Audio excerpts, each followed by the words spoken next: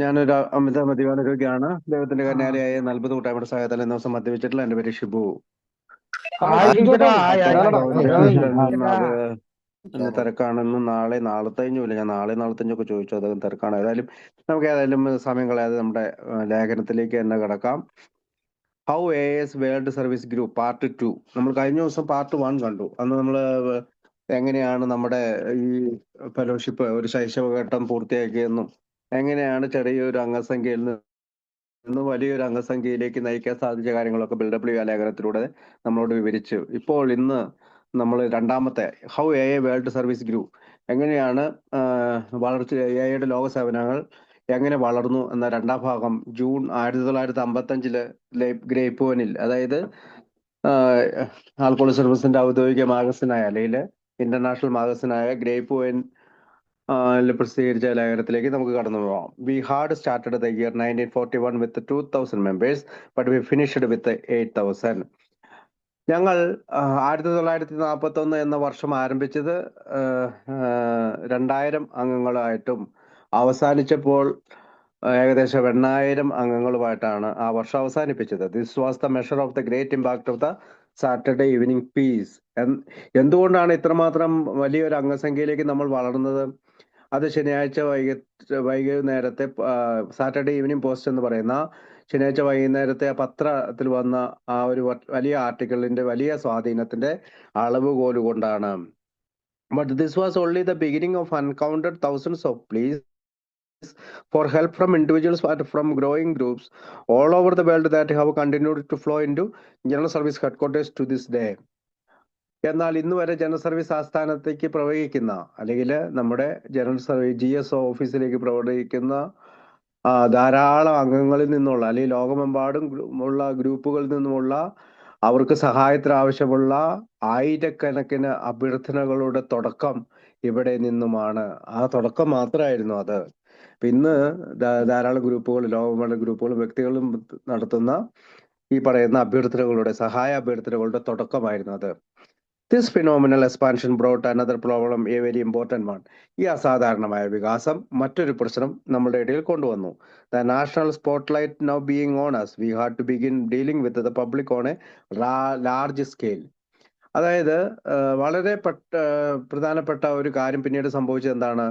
ദേശീയമായിട്ട് നമ്മുടെ മേലേക്ക് അല്ലെങ്കിൽ നമ്മുടെ ഉള്ളിലേക്ക് ഒരു ദേശീയമായ ശ്രദ്ധ കേന്ദ്രം കടന്നു വന്നോണ് ഞങ്ങൾക്ക് പൊതുജനങ്ങളുമായി വലിയ തോതിൽ ഇടപഴകേണ്ടി വരും. The national spotlight now being on us, we had to begin dealing with the public on a large scale. Public ill will could stunt our growth, even bring it to stand still. But enthusiastic public confidence could solve our ranks to numbers of which we had only dreamed before. The post-peace had proved this.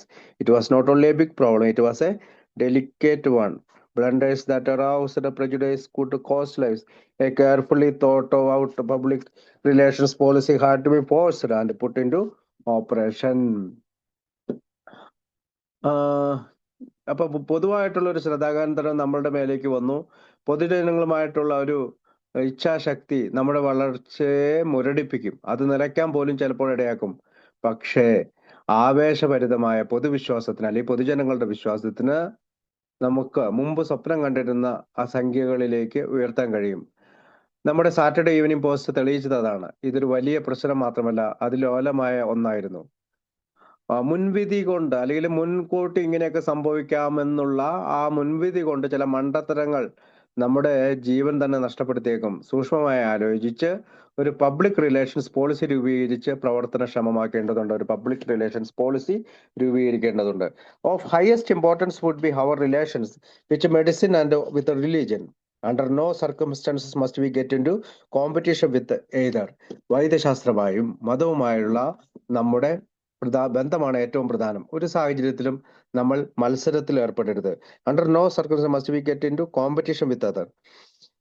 Either. If we appeared to be a new religious sect, we had certainly be done for. And if we moved into the medical field as such, the result would be the same. So we began to emphasize heavily the fact that AA was a way of life that conflicted with no one's religious beliefs. We told the doctor how much we need a hospitalization, and we urged upon psychiatrists and drying out places the advantage of cooperating with us.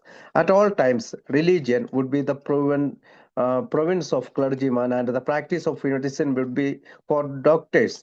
As a layman, we are only supplying a much needed missing link. അപ്പോൾ വൈദ്യശാസ്ത്രവും മതവുമായുള്ള നമ്മുടെ ബന്ധമാണ് ഏറ്റവും പ്രധാനം. ഒരു സാഹചര്യത്തിൽ നമ്മൾ അവരുമായി മത്സരത്തിൽ ഏർപ്പെടരുത്. ഞങ്ങൾ ഒരു പുതിയ മതവിഭാഗമായി പ്രത്യക്ഷപ്പെട്ടാൽ ഞങ്ങൾ നശിപ്പിച്ചു പോകും. അതുകൊണ്ട് തന്നെ നമ്മൾ മെഡിക്കൽ ഫീൽഡിലേക്ക് മാറിയാലോ ഫലം അതുപോലെ തന്നെ നാശം തന്നെയായിരിക്കും. അതിനാൽ ആരുടെയും മതവിശ്വാസവുമായി വിരുദ്ധമായ ഒരു ജീവിത രീതിയാണെന്ന വസ്തുത ഞങ്ങൾ ശക്തമായി ഊന്നി പറയാൻ തുടങ്ങി. മതവിശ്വാസത്തിനും വിശ്വാസവുമായിട്ട് യാതൊരു ബന്ധമില്ലാത്ത വിരുദ്ധമായ ഒരു ജീവിത രീതിയാണ് ഞങ്ങൾക്ക് എത്രമാത്രം ആശുപത്രിയിൽ പ്രവേശിക്കണമെന്ന് ഞങ്ങൾ ഡോക്ടർമാരോട് പറഞ്ഞു. ഞങ്ങൾ സൈക്കാട്രിസ്റ്റുകളോടും ഈ പറയുന്ന മോചനം പ്രാപിച്ച അല്ലെങ്കിൽ മദ്യാസക്തിയിൽ നിന്ന് മോചനം പ്രാപിച്ച് പുറത്തേക്ക് പോകുന്ന ഡ്രൈ ഔട്ടുകളോ എന്ന് വെച്ചാൽ വരണ്ട കുടിയന്മാരോടും ഞങ്ങൾ ആവശ്യപ്പെട്ടു. ഞങ്ങളുമായി സഹകരിക്കുന്നതിന്റെ ഗുണങ്ങൾ സ്ഥാപിച്ചെടുത്തു. എല്ലാ കാലത്തും മതം പുരോഹിതന്മാരുടേതാണ്. അത് പുരോഹിതന്മാരുടെ പ്രവശ്യയാണ് മതം. വൈദ്യശാസ്ത്രം ഡോക്ടർമാരുടെ പ്രവശ്യയും. അതുകൊണ്ട് സാധാരണക്കാരായ നമ്മൾ വളരെ ആവശ്യമുള്ള ഒരു മിസ്സിംഗ് ലിങ്ക് മാത്രമാണ് നൽകുന്നത്. അവരുമായിട്ട് നമ്മളൊരു കോപ്പറേഷൻ അല്ലെങ്കിൽ സഹകരണം മാത്രമാണ് ഉദ്ദേശിക്കുന്നത്, ഒരു missing link. As A layman you are only supplying A much needed missing link. Maintained over the years since this attitude have brought heart-warming results. വർഷങ്ങളായി തുടർന്നു വരുന്ന ഈ മനോഭാവങ്ങൾ ഹൃദയസ്പർശിയായ ഫലങ്ങൾ കൈവരുത്തിയിട്ടുണ്ട്. Today we have the unqualified support of nearly every religious denomination.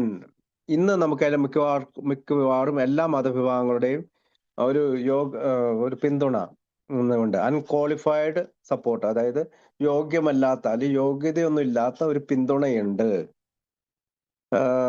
Most medical practitioners who really understand AA send their alcoholic patients to us. AA members frequently speak before religious gathering and medical societies. Likewise, the men of medicine and religion are often seen at AA's large open meetings. അപ്പോ ഇന്ന് നമുക്ക് എല്ലാ മതവിഭാഗങ്ങളുടെയും പിന്തുണയുണ്ട്. ശരിക്കും മനസ്സിലാക്കുന്ന ഒരു കാര്യം, മിക്ക medical അല്ലെങ്കിൽ വൈദ്യശാസ്ത്ര പ്രാക്ടീഷണർമാരും അവരുടെ മദ്യപാനികളെ രോഗികളെ നമ്മളുടെ ഇടയിലേക്കാണ് അയക്കുന്നത്. മതപരമായ സമ്മേളനങ്ങൾക്കും മെഡിക്കൽ സൊസൈറ്റികൾക്ക് മുമ്പായി അംഗങ്ങൾ ഇപ്പോൾ പതിവായി സംസാരിക്കാറുണ്ട്. അതുപോലെ എയുടെ വലിയ ഓപ്പൺ മീറ്റിങ്ങുകളിൽ, തുറന്ന മീറ്റിങ്ങുകളിൽ വൈദ്യശാസ്ത്രത്തിന്റെയും മതത്തിന്റെയും ആളുകളെ പലപ്പോഴും കാണാറുണ്ട്. Important as they are, medicine and religious proved to be only a fraction of the total public relations play. പ്രധാനമായും വൈദ്യവും മതവും മൊത്തം പബ്ലിക് റിലേഷൻ ഫീൽഡിന്റെ ഒരു ഭാഗം മാത്രമാണ്. How could we best cooperate with the press, radio, motion pictures, and more recently television? How would we deal with the employers who wanted a special help? What would be the right attitude toward the fields of education, research, and rehabilitation, private and public? What would we say to prisons and hospitals that wanted AA groups within their walls? What were we to say to AAs who went into some of these fields and were tempted to capitalize on the AA name publicly for advertising or fundraising? What would we say or do it if AA ever publicly exploited, defamed, or attacked by outsiders? Right answers and workable solution to all this and many more such problems would have to be found, or else AA would suffer. Press, radio, cinema അല്ലെങ്കിൽ motion പിക്ചറുകളിൽ, കൂടാതെ അടുത്തിടെ ടെലിവിഷനുകളിൽ എന്നിവയായി നമുക്ക് എങ്ങനെ നന്നായി സഹകരിക്കാനാവും? പ്രത്യേക സഹായം ആവശ്യമുള്ള തൊഴിലുടമകളുമായി നമ്മൾ എങ്ങനെ ഇടപെടും? വിദ്യാഭ്യാസം, ഗവേഷണം, മദ്യാസക്തരായ ആളുകളുള്ള പുനരധിവാസം, സ്വകാര്യവും പൊതുമേഖലകളുമായിട്ടുള്ള അവരുമായിട്ടുള്ള ശരിയായ മനോഭാവം എന്തായിരിക്കും? സ്വകാര്യ മേഖലകളിലുള്ളവരോടും പൊതുമേഖലകളിലുള്ളവരോടും നമ്മുടെ മനോഭാവം എന്തായിരിക്കും? അവരുടെ മതിലുകൾക്കുള്ളിൽ ഗ്രൂപ്പുകൾ ആഗ്രഹിക്കുന്ന, അല്ലെങ്കിൽ ജയിലുകളിലും ആശുപത്രികളിലും അവരുടെ മതിലുകൾക്കുള്ളിൽ ഗ്രൂപ്പുകൾ ആഗ്രഹിക്കുന്നുണ്ടെങ്കിൽ നമ്മൾ അവരോട് എന്ത് പറയും? ഈ മേഖലകളിൽ ചിലതിലേക്ക് കടന്നു ചെല്ലുകയും പരസ്യത്തിനോ ധനസമാഹരണത്തിനോ വേണ്ടി പരസ്യമായി നാമം മുതലെടുക്കാൻ പ്രലോഭിപ്പിക്കപ്പെടുന്ന കളോട് ഞങ്ങൾ എന്താണ് പറയേണ്ടത്? എപ്പോഴെങ്കിലും പരസ്യമായി ചൂഷണം ചെയ്യുകയോ അപകീർത്തിപ്പെടുത്തുകയോ പുറത്തു നിന്നുള്ളവർ ആക്രമിക്കുകയോ ചെയ്താൽ ഞങ്ങൾ എന്തു പറയും, അല്ലെങ്കിൽ എന്ത് ചെയ്യും? ഇവയ്ക്കെല്ലാം ശരിയായ ഉത്തരങ്ങളും പ്രവർത്തനക്ഷമമായ പരിഹാരങ്ങളും മറ്റ് നിരവധി പ്രശ്നങ്ങളും കണ്ടെത്തേണ്ടതുണ്ട്. അല്ലെങ്കിൽ നന്നായി കഷ്ടപ്പെടും. വുഡ് സഫർ. നന്നായി കഷ്ടപ്പെടും. Finding the right answers to all these public relations puzzles has been a long process. After much trial and error, sometimes punctuated by painful mistakes, the attitude and practices that would work best for us emerged. The importance one can today be seen in the traditions. 100% anonymity at the public level, no use of the name for the benefit of other causes, however worthy, no endorsement or alliance. One single purpose for Alcoholics Anonymous, no professionalism, public relations by the principle of attractions rather than promotion. These were some of the hard learned lesson. ഈ public relations പസിലുകൾ, അല്ലെങ്കിൽ puzzle പോലെയുള്ള ഈ പറയുന്ന പൊതുജന ബന്ധം, അല്ലെങ്കിൽ പൊതുജനത്തോടുള്ള ബന്ധം, അതിന് ശരിയായ ചില ഉത്തരങ്ങൾ കണ്ടെത്തേണ്ടതുണ്ട്. അതൊരു നീണ്ട പ്രക്രിയയാണ്. വളരെയേറെ പരീക്ഷണങ്ങൾക്കും ആ പരീക്ഷണങ്ങൾക്ക് ശേഷമുള്ള ചില പിശകുകൾക്കും, ട്രയൽ ആൻഡ് എറർ, പരീക്ഷണങ്ങൾക്കും പിശകുകൾക്കും ശേഷം ചിലപ്പോൾ വേദനാജനകമായ ചില പിഴവുകളിൽ അവ നമുക്ക് മനസ്സിലാക്കി കഴിയുമ്പോൾ അതിന് വിരാമം ഇട്ടുകൊണ്ട് നമുക്ക് ഏറ്റവും മികച്ച രീതിയിൽ പ്രവർത്തിക്കുന്ന മനോഭാവങ്ങളും പ്രയോഗങ്ങളും ഉയർന്നു വന്നു. പ്രധാനപ്പെട്ടവ ഇന്ന് പാരമ്പര്യങ്ങളിൽ നമുക്ക് കാണാൻ കഴിയും. പൊതുതലങ്ങളിൽ 100% അനോണിമിറ്റി, അജ്ഞാതത്വം, യോഗ്യമായ മറ്റ് കാരണങ്ങൾക്ക് നാമം ഉപയോഗിക്കാതിരിക്കുക, നമുക്ക് യോഗ്യമായ മറ്റ് കാരണങ്ങൾക്ക് നാമം ഉപയോഗിക്കാതിരിക്കുക, അംഗീകാരങ്ങളോ കൂട്ടുകെട്ടുകളോ ഇല്ല. അതായത് നമുക്ക് സഹകരണം മാത്രമേ ഉള്ളൂ. ഒരു ആശുപത്രിയുമായി മതമൊക്കെ ആയിട്ട് നമ്മൾ അവരുമായിട്ട് കോപ്പറേഷനേ ഉള്ളൂ, സഹകരണം, കൂട്ടുകെട്ടുകളില്ല. മദ്യപാന അംഗീകാരങ്ങളോ അല്ലെങ്കിൽ മറ്റേതെങ്കിലും ഇതിന്റെ അംഗീകാരങ്ങളോ കോപ്പറേഷൻ മാത്രമേ ഉള്ളൂ. മദ്യപാനികൾക്ക് അല്ലെങ്കിൽ ആൽക്കഹോളിക്സ് അനോണിമസിന് ഒരൊറ്റ ഉദ്ദേശമുള്ളൂ, ഇതൊരു പ്രൊഫഷണലിസം അല്ല, ഒരു തൊഴിലല്ല. സ്ഥാനക്കയറ്റത്തെക്കാൾ ആകർഷണം തത്വത്തിൽ പബ്ലിക് റിലേഷൻസ് നടത്തുക എന്നുള്ളതാണ്, അല്ലെങ്കിൽ പൊതുജനബന്ധം മുന്നോട്ട് പോകേണ്ടത്. ഇതൊക്കെ കഷ്ടപ്പെട്ട് പഠിച്ച പാഠങ്ങളിൽ ചിലതാണ്. These were some of the hard learned lesson. അനുഭവങ്ങൾ കൊണ്ട് പഠിച്ചെടുത്തതാണ്. This our board of trustees and the headquarters office became the focal point around which the AA traditions were formed. By 1945, order had come out of what had been a chaotic public relations situations. On all sides, the leadership of our society asked for the experience and guidance of the New York office in the matters. So much success attended these efforts that the average AA members has always taken our excellent public relations record for granted. That was natural since this service were largely invisible to him. Nevertheless, this unseen public relations activity has surely been responsible for much of AA's unbelievable growth. അങ്ങനെ ഞങ്ങളുടെ board of ട്രസ്റ്റികളും headquarters ഓഫീസും പാരമ്പര്യങ്ങൾ രൂപീകരിക്കപ്പെട്ട കേന്ദ്ര ബിന്ദുവായി മാറി.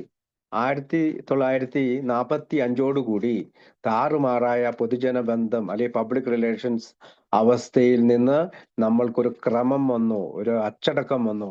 എല്ലാ വശങ്ങളിലും ഞങ്ങളുടെ സൊസൈറ്റിയുടെ അല്ലെങ്കിൽ ഫെലോഷിപ്പിന്റെ നേതൃത്വം ഈ കാര്യങ്ങളിൽ ന്യൂയോർക്ക് ഓഫീസിന്റെ അനുഭവവും മാർഗനിർദ്ദേശങ്ങളും സ്വീകരിക്കാൻ ആവശ്യപ്പെട്ടു. ഈ ശ്രമങ്ങളിൽ വളരെയധികം വിജയങ്ങൾ കണ്ടെത്തി.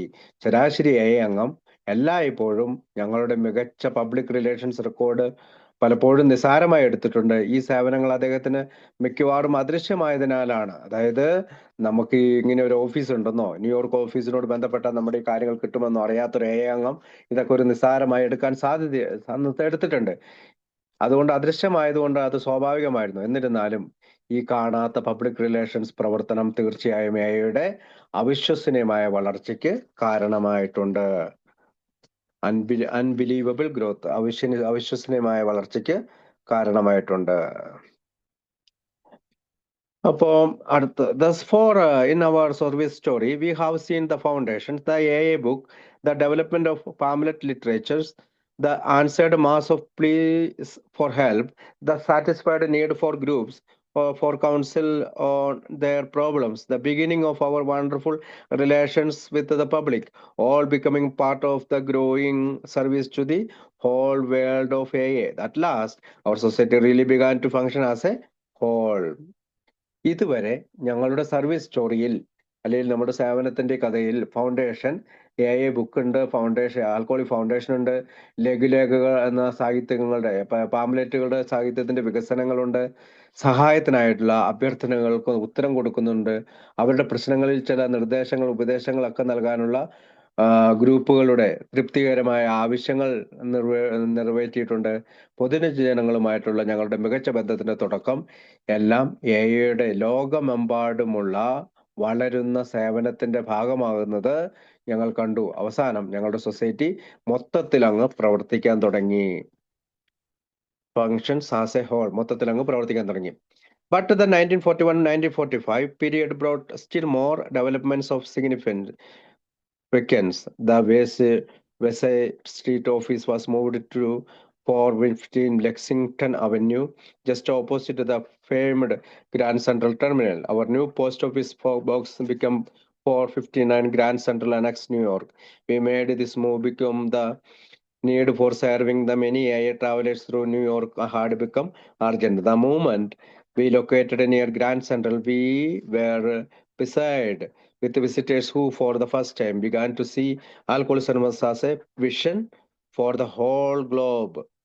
These were only the vanguard of thousands of AAs, their families, their friends, their clergy, their doctors and their employers who have since visited the New York headquarters. എന്നാൽ 1941 മുതൽ 1945 വരെയുള്ള 5 വർഷ കാലഘട്ടം പ്രാധാന്യമുള്ള കൂടുതൽ സംഭവവികാസങ്ങൾ നമ്മുടെ ഇടയിലേക്ക് കൊണ്ടുവന്നു. പ്രശസ്ത ഗ്രാൻഡ് സെൻട്രൽ ടെർമിനലിന് എതിർവശത്തുള്ള 415 ലെക്സിംഗ്ടൺ അവന്യൂവിലേക്ക് വെസ്റ്റ് സ്ട്രീറ്റ് ഓഫീസ് മാറ്റി, അതായത് ഫൗണ്ടേഷൻ ഓഫീസ് അങ്ങോട്ട് മാറ്റി. ഞങ്ങളുടെ പുതിയ post office box 459 Grand Central annex ന്യൂയോർക്കായി മാറി. ന്യൂയോർക്ക് വഴിയുള്ള നിരവധി യാത്രക്കാർക്ക് സേവനം നൽകേണ്ടതിന്റെ ആവശ്യകത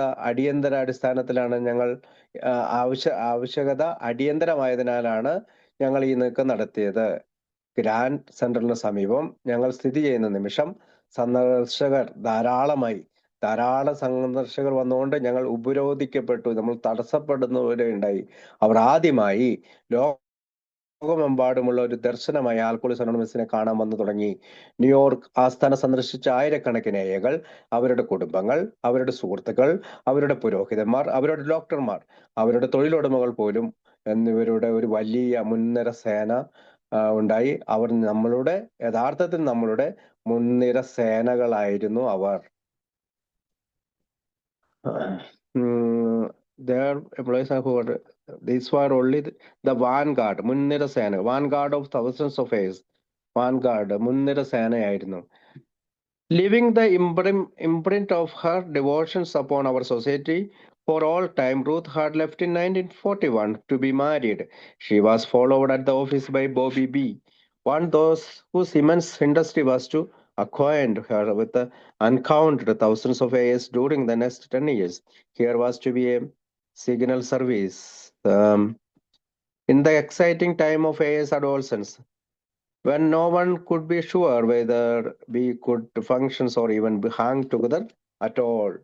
നമ്മളുടെ സൊസൈറ്റിയിൽ അല്ലെങ്കിൽ ഫെലോഷിപ്പിൽ എക്കാലവും തന്റെ ഭക്തിയുടെ അല്ലെങ്കിൽ നമ്മളോടുള്ള ഒരു ഡിവോഷൻ, നമ്മുടെ ഒരു താല്പര്യമുണ്ടായിരുന്ന, അല്ലെങ്കിൽ നമ്മുടെ ഗ്രൂപ്പിനൊരു അല്ലെങ്കിൽ നമ്മുടെ ഫെലോഷിപ്പിനെ ഒരു ഭക്തിപൂർവ്വം സമീപിച്ചിരുന്ന അല്ലെങ്കിൽ ഭക്തിയുടെ മുദ്ര പതിപ്പിച്ച റൂത്ത് ഹോക്ക് 1941 നമ്മളോട് നിന്ന് പിരിഞ്ഞ് വിവാഹിതയാകാൻ വേണ്ടി തന്റെ ജോലി രാജിവെച്ചു പോയി.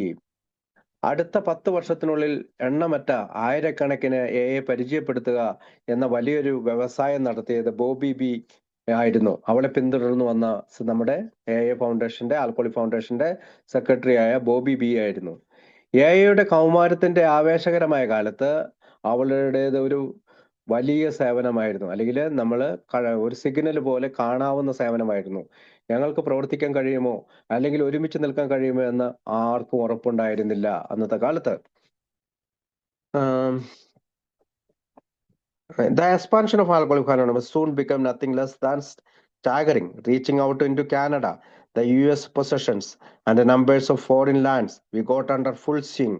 This foreign development brought us a whole new set of dilemma to solve.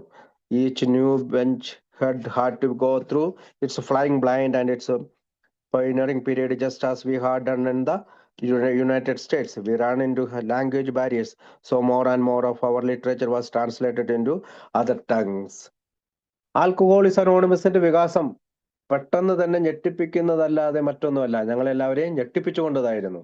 കാനഡയിലും US-ലും അവിടെ കാനഡ ആൻഡ് US പൊസഷൻസ്, അവിടെയുള്ള ഈ നമ്മളവിടെ കടന്നു ചെന്നത്, അല്ലെങ്കിൽ നമുക്ക് അവിടെ നമ്മുടെ ഫെലോഷിപ്പ് സൃഷ്ടിക്കാൻ കഴിഞ്ഞത്, വിദേശ രാജ്യങ്ങളിലെ നമ്മുടെ എണ്ണം എന്നിവയിലെത്തി ഈ വികസനം ഞങ്ങൾ പൂർണ്ണ സ്വിങ്ങിലായി, നമ്മൾ പൂർണ്ണമായി ചെറുകടിച്ച് പറക്കാൻ തുടങ്ങി. ഈ വിദേശത്തേക്കുള്ള ഈ വികസനം നമുക്ക് പരിഹരിക്കാൻ കഴിയുന്നതിനേക്കാൾ പല പുതിയ പ്രതിസന്ധികളും കൊണ്ടുവന്നു. ഓരോ പുതിയ കടൽ തീരവും, അല്ലെങ്കിൽ ആൽക്കഹോളിക്സ് അനോണിമസ് തേടിയെത്തിയ ഓരോ പുതിയ കടൽ തീരവും അതിൻ്റെ പറക്കുന്ന അന്ധതയിലൂടെ, അല്ലെങ്കിൽ ശൈശവദശയില് ഒരു ലക്ഷ്യമില്ലാതെ പറക്കുന്ന അന്ധതയിലൂടെയും അതിൻ്റെ തുടക്ക കാലഘട്ടത്തില്, അല്ലെങ്കിൽ യുണൈറ്റഡ് സ്റ്റേറ്റ്സില്, അമേരിക്കയില് AI എങ്ങനെയായിരുന്നു അതിൻ്റെ തുടക്ക കാലഘട്ടത്തില് അവരനുഭവിച്ച ആ ബാലാരിഷ്ടതകൾ മുഴുവൻ ഈ കടന്നുപോയ ഓരോ കടൽ തീരങ്ങളിലും കടന്നു പോകേണ്ടതുണ്ട്. ഞങ്ങൾ ഭാഷാ തടസ്സങ്ങളിൽ അകപ്പെട്ടു. അതിനാൽ ഞങ്ങളുടെ കൂടുതൽ സാഹിത്യങ്ങൾ മറ്റു ഭാഷകളിലേക്ക് വിവർത്തനം ചെയ്യപ്പെട്ടു. അതർ ടങ്സ് അല്ലെങ്കിൽ അതർ ലാംഗ്വേജ്, അല്ലെങ്കിൽ അത് മറ്റ് ഭാഷകളിലേക്ക് വിവർത്തനം ചെയ്യപ്പെട്ടു. Then two our foreign friends raised a new and special doubts. Maybe AI was just a Yankee gadget that would be no good for Ireland, England, Holland, Scandinavia, Australia, and the Pacific. Since their countries were no different, the alcoholics must be different too. Would AI work in their cultures? They asked. അപ്പോൾ നമ്മുടെ വിദേശ സുഹൃത്തുക്കളും പുതിയതും പ്രത്യേകവുമായ ചില സംശയങ്ങളുമായി ഉന്നയിച്ചു. അയർലൻഡിലും ഇംഗ്ലണ്ടിലും ഹോളണ്ടിലും Scandinavia, Australia, Pacific എന്നിവയ്ക്ക് ഗുണം ചെയ്യാത്ത ഒരു യാങ്കി ഗാഡ്ജറ്റ് മാത്രമായിരിക്കും AI. അവരുടെ രാജ്യങ്ങളിൽ വളരെ വ്യത്യസ്തമാണ് അവരുടെ രാജ്യങ്ങൾ. അതുകൊണ്ട് തന്നെ മദ്യാസക്തരും വ്യത്യസ്തമായിരിക്കണം. AI അവരുടെ സംസ്കാരങ്ങളിൽ പ്രവർത്തിക്കുമെന്ന് അവർ സംശയം പ്രകടിപ്പിച്ചു, അല്ലെങ്കിൽ അവർ ചോദിച്ചു. Again, we resorted to heavy correspondence. Sometimes we were helped by American members who could translate for us. We searched out and briefed AI travelers going abroad. By this means, we gradually made some headway, but it was long indeed before we knew that AI could surely cross all barriers of distance, race, creed, or language. Nevertheless, the AI map shows us today in 52 countries and US possessions. This is another answer enough. We now know it is only a question of time when every alcoholic in the world would have good a chance to stay alive and happy as we have had here in America. Serving the foreign groups has therefore become a major activity, though we have scarcely scratched the total problem so far. If AI's headquarters had never done anything else, this effort alone is worth many times its cost. വീണ്ടും ഞങ്ങൾ കനത്ത കത്തിടപാടുകൾ അവലംബിച്ചു. ചിലപ്പോൾ ഞങ്ങൾക്ക് വേണ്ടി വിവർത്തനം ചെയ്യാൻ കഴിയുന്ന American അംഗങ്ങൾ ഞങ്ങളെ സഹായിക്കുകയും ചെയ്തു. വിദേശത്തേക്ക് യാത്ര പോകുന്ന AI യാത്രികരെ അവരോട് ഇങ്ങനെ അന്വേഷണങ്ങൾക്കായി കാര്യങ്ങൾ വിവരിച്ചു. ഈ വഴികളിലൂടെ ഞങ്ങൾ ക്രമേണ കുറച്ച് അധികം മുന്നേറി. എന്നാൽ ദൂരത്തിന്റെയും വംശത്തിന്റെയും മതത്തിന്റെയും ഭാഷയുടെയും എല്ലാ തടസ്സങ്ങളും AIക്ക് തീർച്ചയായും മറികടക്കാൻ കഴിയുമെന്ന് ഞങ്ങൾ അറിയുന്നതിന് വളരെ മുമ്പായിരുന്നു ഈ കാര്യങ്ങളെല്ലാം നമ്മുടെ ഇടയിൽ സംഭവിച്ചിരുന്നത്. എന്നിരുന്നാലും AI മാപ്പ് ഇന്ന് 52 രാജ്യങ്ങളിലും US ലും നമ്മെ കാണിക്കുന്നു. ഇത് മതി ഉത്തരം. ഈ ഒരു ഉത്തരം മാത്രം മതി നമുക്ക്. ലോകത്തിലെ എല്ലാ മദ്യപാനികൾക്കും ഇവിടെ അമേരിക്കയിലെ ഉണ്ടായിരുന്നത് പോലെ ജീവിക്കാനും സന്തോഷിക്കാനും അവസരം ലഭിക്കുമെന്ന് സമയത്തിന്റെ ഒരു ചോദ്യം മാത്രമാണ് നമുക്കിനി ഉള്ളൂ എന്ന് നമ്മൾക്ക് ഇപ്പോൾ അറിയാം. ഇനി ഒരു സമയം വരണം അവർക്ക് എല്ലാ രാജ്യങ്ങളും എത്തിച്ചേരാൻ. അതിനാൽ വിദേശ ഗ്രൂപ്പുകളെ സേവിക്കുന്നത് ഒരു പ്രധാന പ്രവർത്തനമായി മാറിയിരിക്കുന്നു. എന്നിരുന്നാലും ഞങ്ങൾ ഇതുവരെ മൊത്തം പ്രശ്നത്തില് ഒരു മാറ്റവും വരുത്തിയിട്ടില്ല. AI ആസ്ഥാനം മറ്റൊന്നും ചെയ്തിട്ടില്ല എങ്കിലും ഈ പരിശ്രമം മാത്രം അതിന്റെ വിലയുടെ പല മടങ്ങ് വിലമതിക്കുന്നു. അവരുടെ ഫൗണ്ടേഷൻ കൊണ്ട് that book was not only saving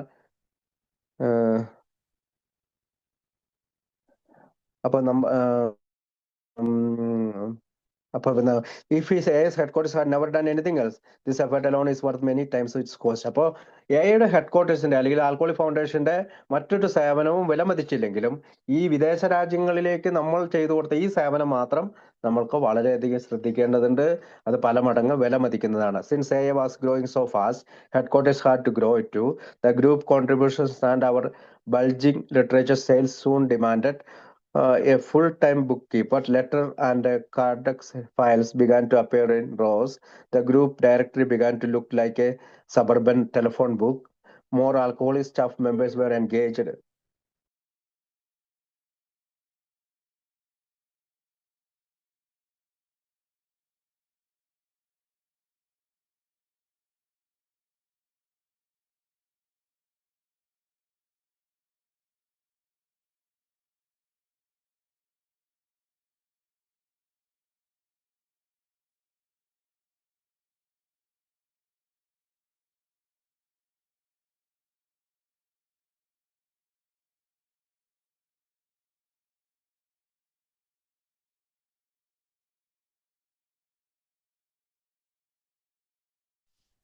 hello, എടാ അതിലേക്ക് സുചിരൻ. കോൾ വന്നു. ഇതൊരു കോൾ വന്നു. അപ്പോ headquarters had to grow to the group contributions and our bulging literature sales soon demanded a full-time bookkeeper. Letter and Cardex files began to appear in rows. The group directory began to look like a suburban telephone book. More alcoholic staff members were engaged. As they divided the work among them, departments began to be created. Today's office has a good many groups: foreign and public relations, AI conference and office management, mailing, packing, accounting, stenographic and special service to prisons and hospitals.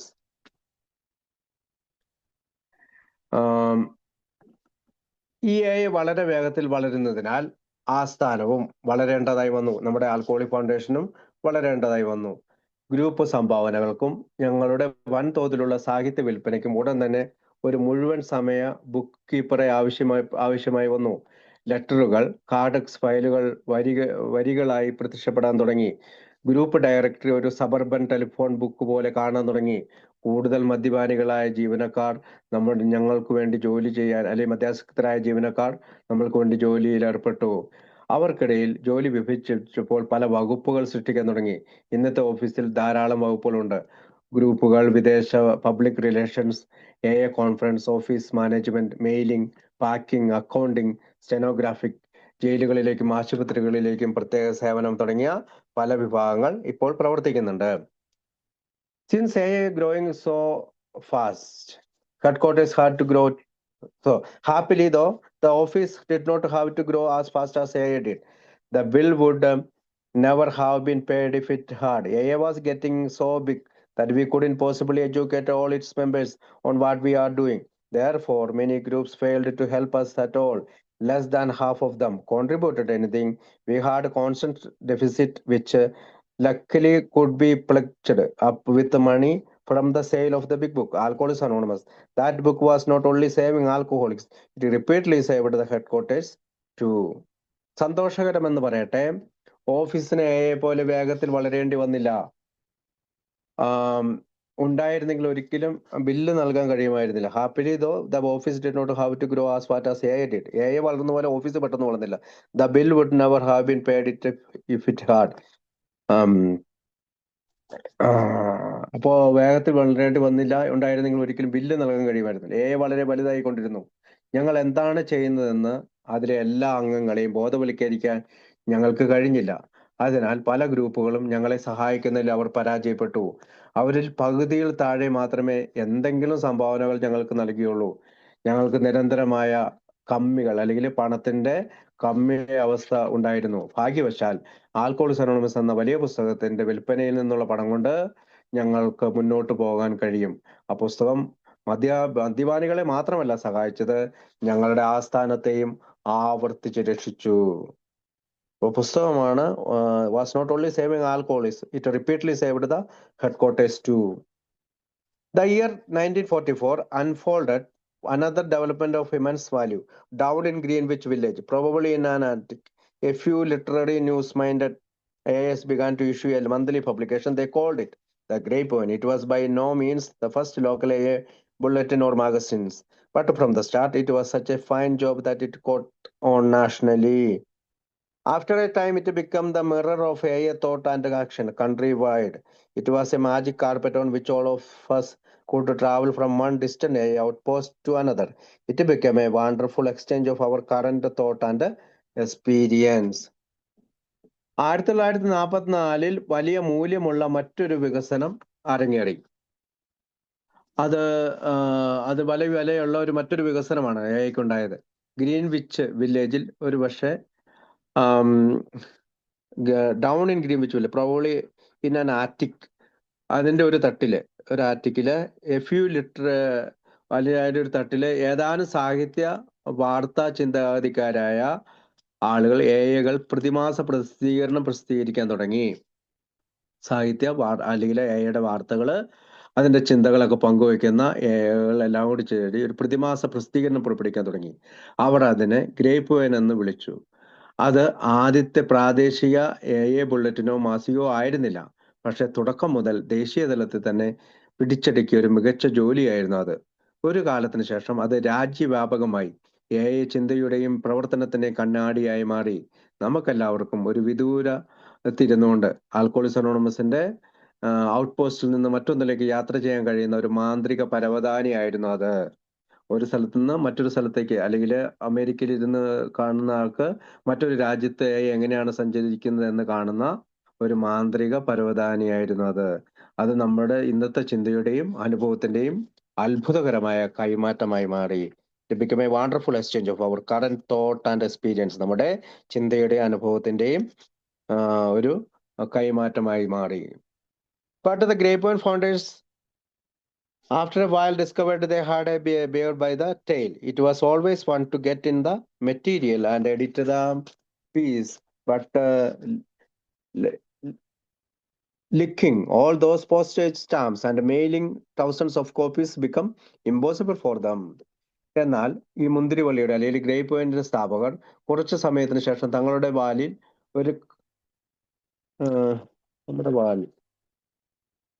discovered they had a bear by the tail. നമ്മുടെ വാലിൽ ഒരു കരടിയുണ്ട്. Beer by the tail, ഞങ്ങളുടെ വാലിൽ ഒരു കരടി ഉണ്ടെന്ന് കണ്ടെത്തി. മെറ്റീരിയലിൽ പ്രവേശിക്കുമ്പോൾ പല ഭാഗങ്ങൾ എഡിറ്റ് ചെയ്യുന്നതും എല്ലായ്പ്പോഴും രസകരമായിരുന്നു.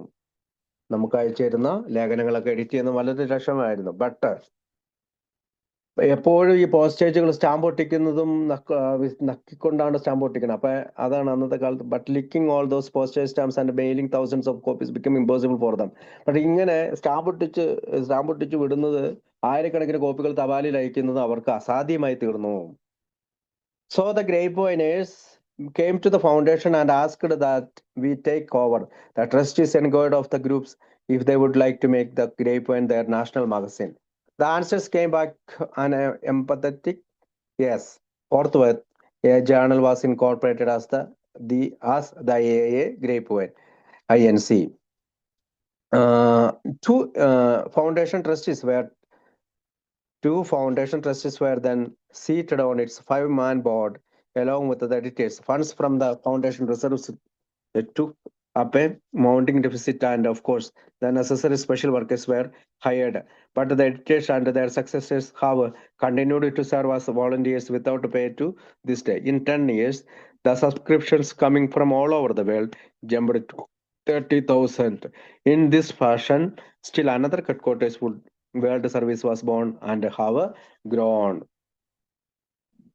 അതിനാൽ ഗ്രേപ്പ് വെൻഗാർ ഫൗണ്ടേഷനിലേക്ക് എത്തി ഫൗണ്ടേഷൻ ഇത് ഏറ്റെടുക്കണമെന്ന് ആവശ്യപ്പെട്ടു.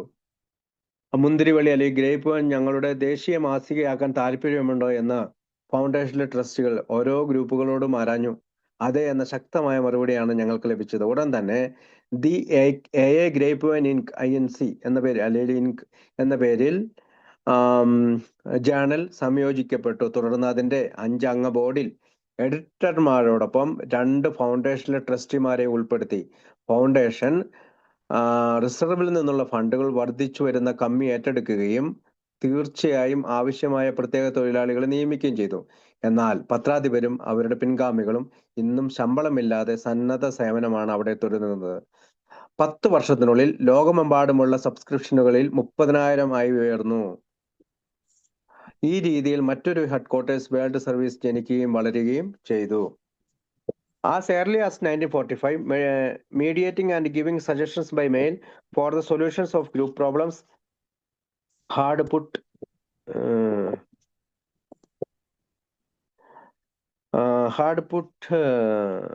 a tremendous volume of work on headquarters, with most of the metropolitan AS centers. Correspondence files had grown 6 inches thick. Seemingly, every contestant in every group argument at every point of the campus wrote us in this period. 1945 തന്നെ group പ്രശ്നങ്ങൾ പരിഹരിക്കുന്നതിന് mail വഴി മധ്യസ്ഥത വഹിക്കുകയും നിർദ്ദേശങ്ങൾ നൽകുകയും ചെയ്തത് ആ സ്ഥാനത്ത് വളരെയധികം പ്രവർത്തനങ്ങൾ നടത്തി.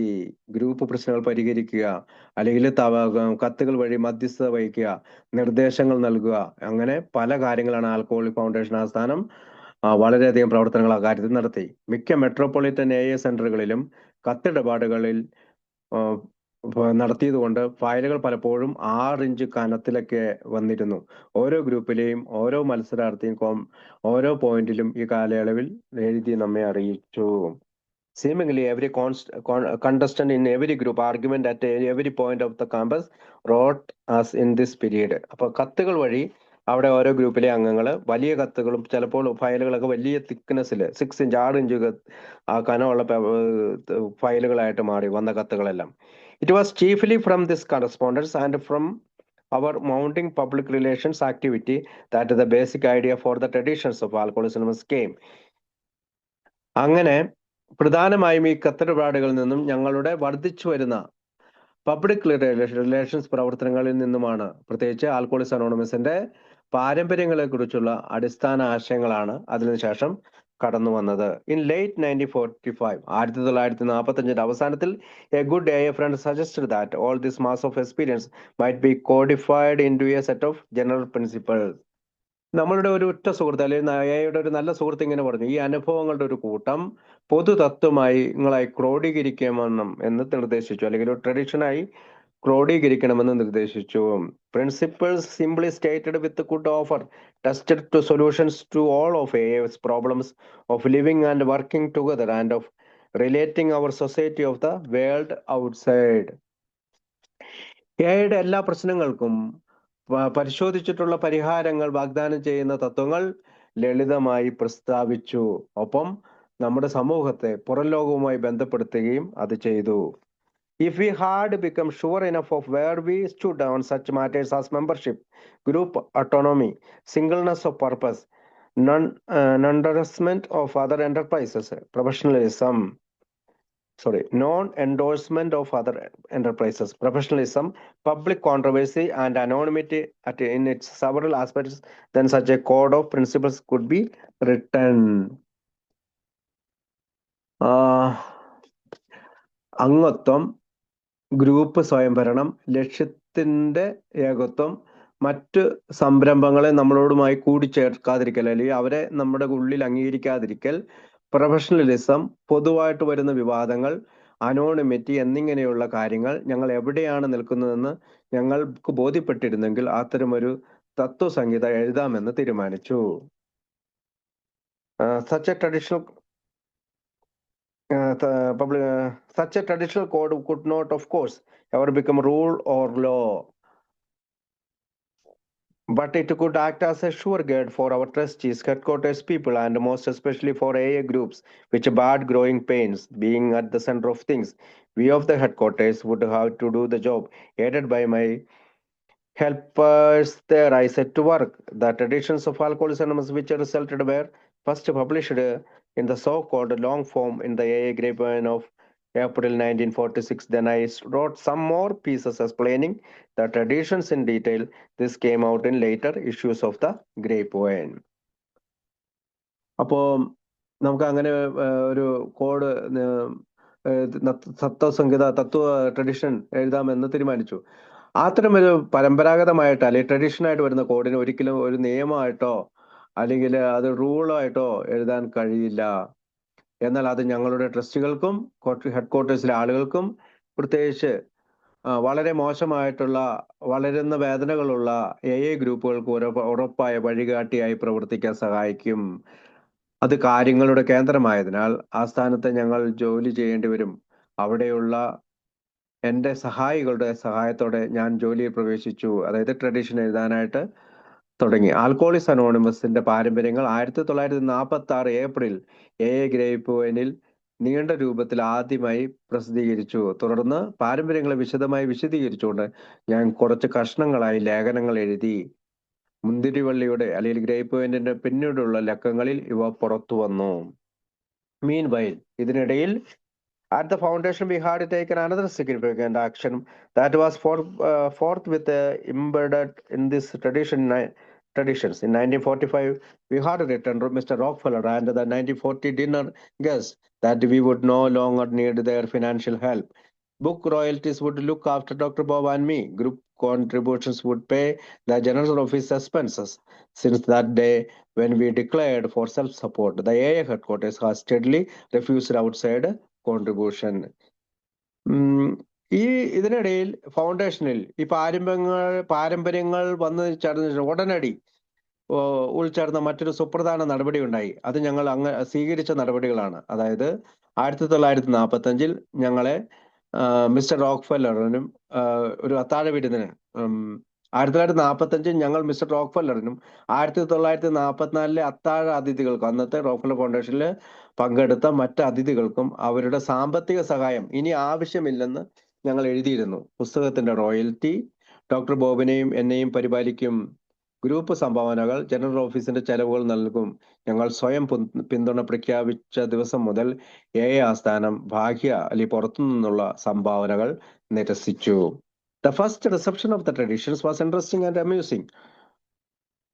The reaction was mixed, to say the least. Only groups in dire trouble took them seriously. From some quarters there was violent reactions, especially from groups that had long lists of protective rules and regulations. There was much apathetic indifference. Several of our intellectual members cried loudly that the traditions reflected nothing more than the sum of my own hopes and fears for Alcoholics Anonymous.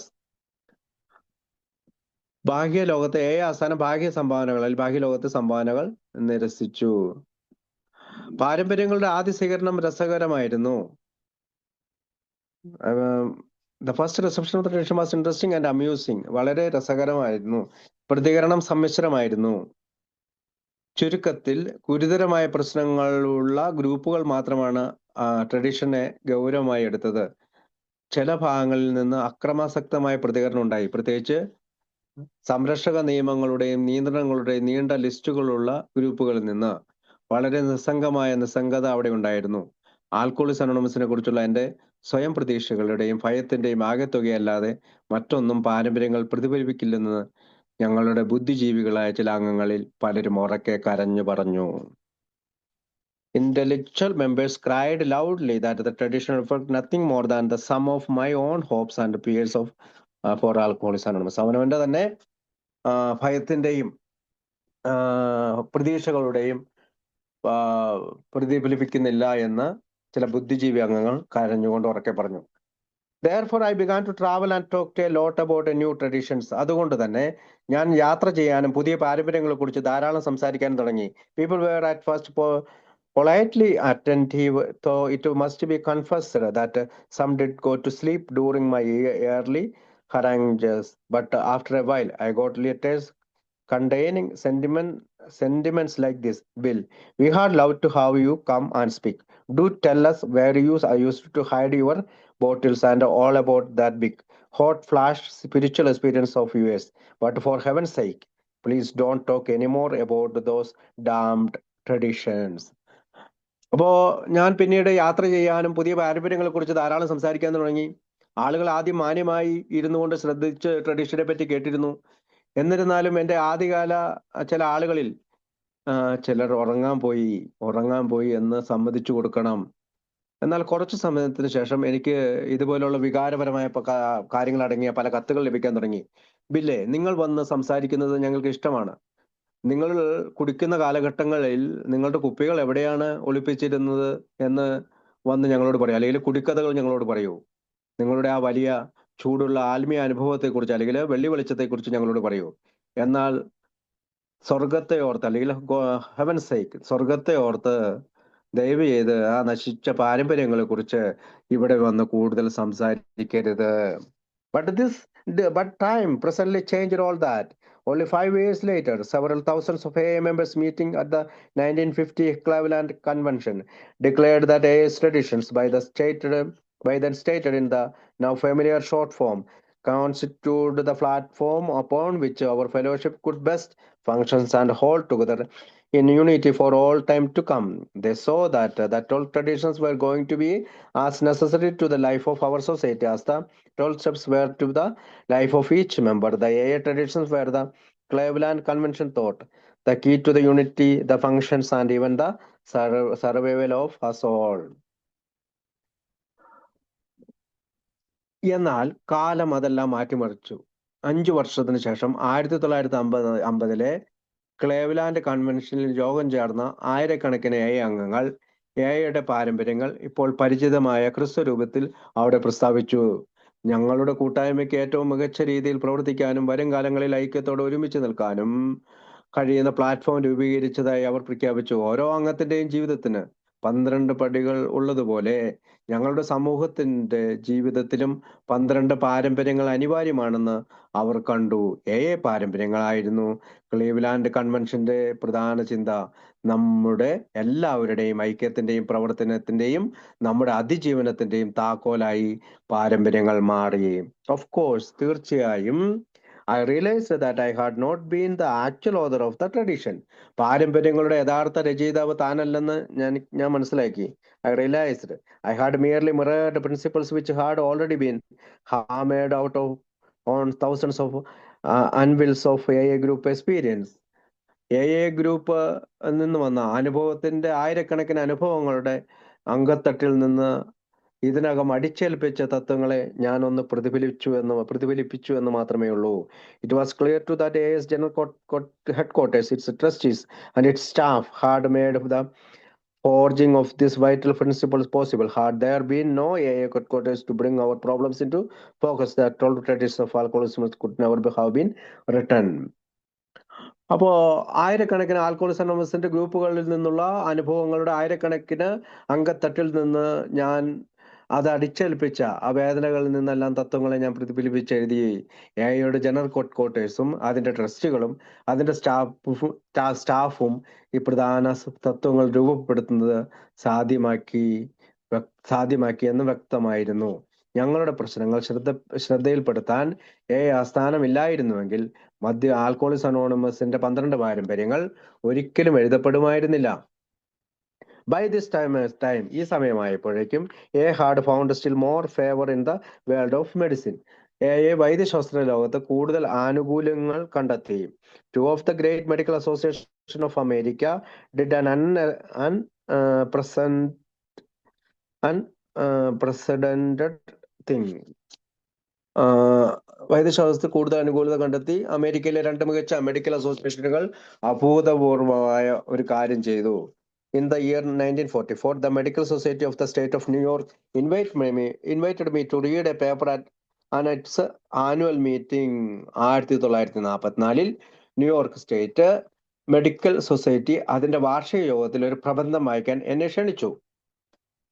Following the reading, വായനയെ തുടർന്ന് three of the many physicians present stood up and gave their highest endorsement. These were Dr. Harry Tybot, AS best friend in the psychiatric profession, Dr. Kirby Collier, also a psychiatrist friend and an early advocate of AA, and Dr. Foster Kennedy, the world-renowned neurologist. The medical society itself then went in still further. They permitted us to print my paper and the recommendation of these three doctors in pamphlet form. They are very large members of his family have since have been distributed all over the world, carrying the assurance to doctors everywhere that AA is medically sound. അപ്പോൾ വായനയെ തുടർന്ന് അവിടെ ഉണ്ടായിരുന്ന അനേകം ഡോക്ടർമാരിൽ 3 പേര് എഴുന്നേറ്റ് നിന്ന് അവരുടെ ഏറ്റവും ഉയർന്ന അംഗീകാരം ഇതിന് നൽകി.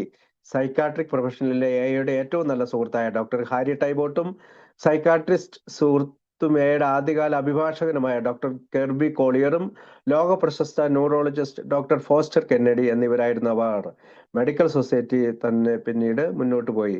എന്റെ പേപ്പറും ഈ 3 ഡോക്ടർമാരുടെ ശുപാർശകളും പാംലെറ്റ് രൂപത്തിൽ അച്ചടിക്കാൻ അവർ ഞങ്ങളെ അനുവദിച്ചു. ഈ ലഘുലേഖയിലൂടെ വളരെ വലിയ സംഖ്യകൾ ലോകമെമ്പാടും വിതരണം ചെയ്യപ്പെട്ടിട്ടുണ്ട്. വൈദ്യശാസ്ത്രപരമായി മികച്ചതാണെന്ന് എല്ലായിടത്തും ഡോക്ടർമാർ അതിലൂടെ ഉറപ്പു നൽകി.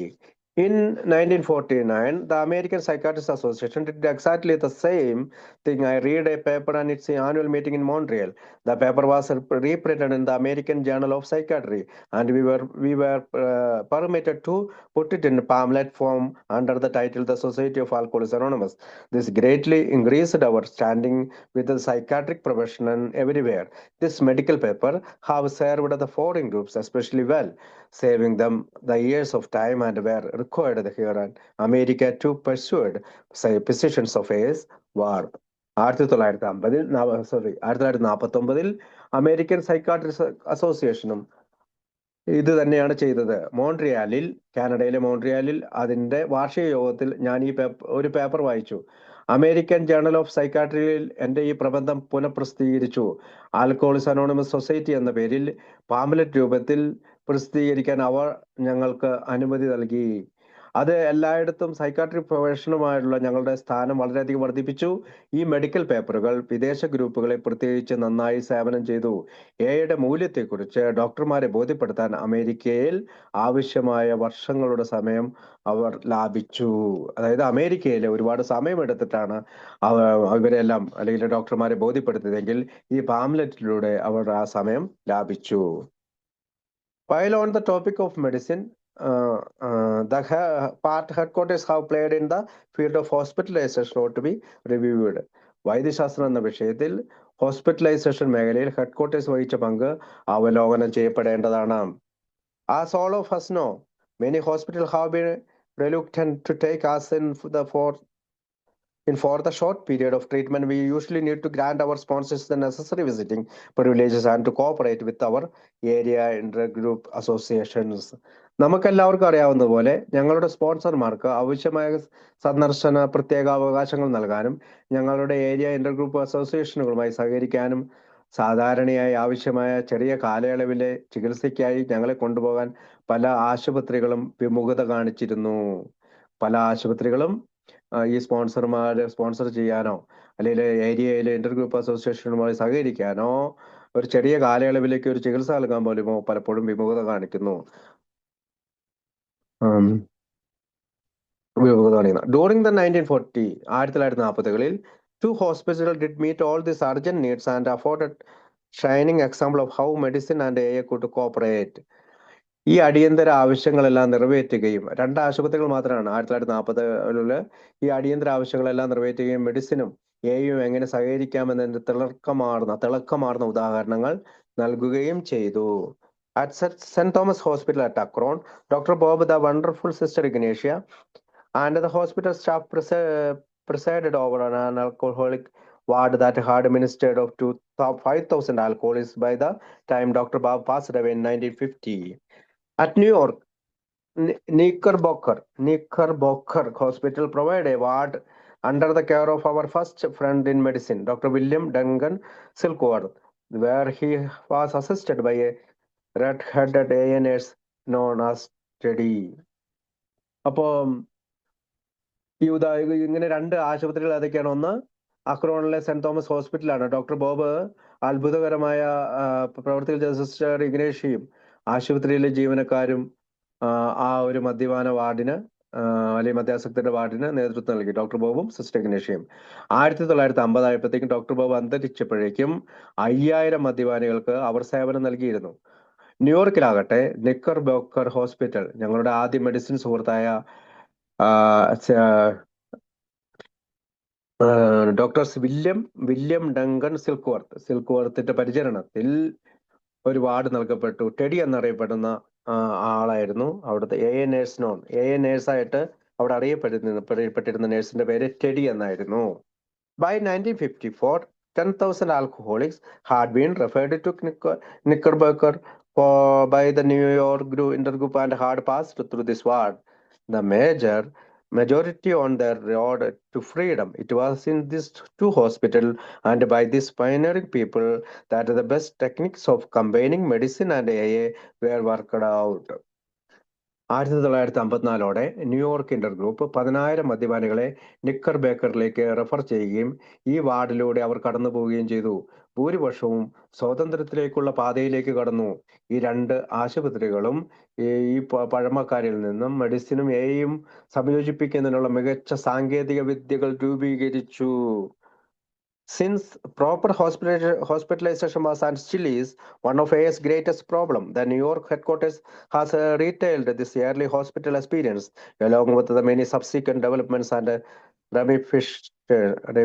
ramifications to groups all over the world. Still another very vital service.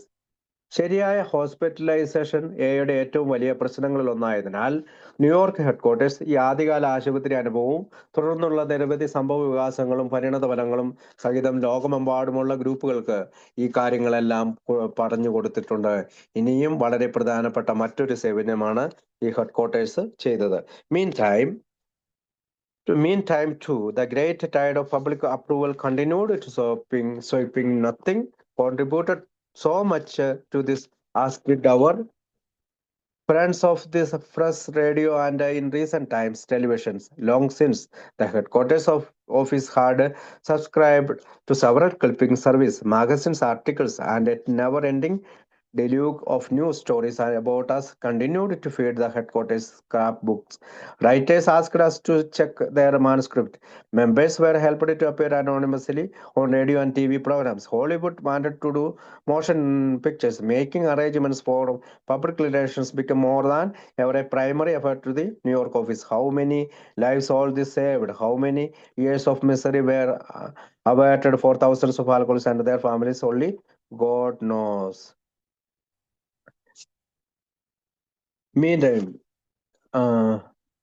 ഇതിനിടയിലും പൊതു അംഗീകാരത്തിന്റെയും വലിയ വേലിയേറ്റം തുടർന്നുകൊണ്ടേയിരുന്നു.